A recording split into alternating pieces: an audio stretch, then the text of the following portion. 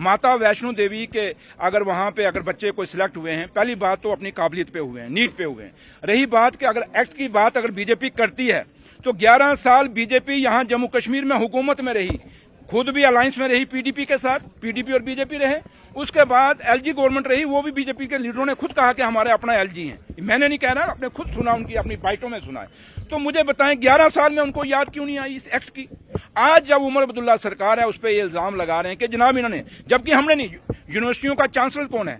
LG साहब है। यूनिवर्सिटियां किसके अंडर हैं? एलजी साहब के अंडर हैं। तो बीजेपी फिर एजुकेशन किसके खिलाफ कर रही है? एलजी साहब के खिलाफ कर रही है, क्योंकि उमर अब्दुल्ला सरकार को तो यूनिवर्सिटियों में रोल ही नहीं है। आप लोग सब पढ़े लिखे जर्नलिस्ट हैं और आप सीनियर जर्नलिस्ट हैं, आप थोड़ी खोज कर लें कि यूनिवर्सिटियों का चांसलर कौन है। यूनिवर्सिटियों में जो वाइस चांसलर लगाए जा रहे हैं, किसको पूछ के लगाए जा रहे हैं?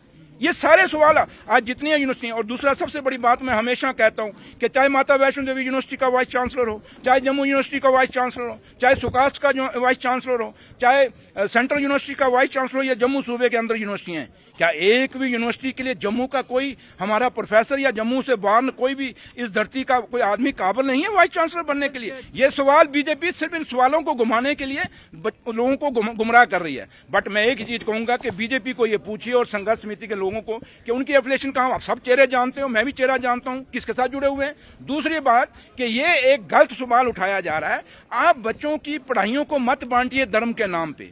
काबिलियत देखिए, काबिलियत क्या है। एक साइड बीजेपी अपना बात कहती है कि हम क्वालिटी पे बात करते हैं, हम क्वांटिटी पे बात नहीं करते। तो अगर क्वालिटी की बात करते हैं तो बीजेपी को पूछिए कि आपको ये जो आप बात उठा रहे हो, ये क्वालिटी की कर रहे हो, किसकी कर रहे हो? अगर जो बच्चे चुन के आए हैं, क्या वो पिक एंड चूज हैं? क्या वो सिलेक्टेड हैं? वो तो एक एग्जाम पास करके आए, एक नीट एग्जाम पास करके आए। इसलिए जहां तक एक्ट का ताल्लुक, मैंने आपको साफ कहा कि 11 साल थोड़े नहीं थे अगर एक्ट को चेंज करना था, वो एक्ट को। और माता वैष्णो देवी श्राइन बोर्ड का चेयरमैन कौन है?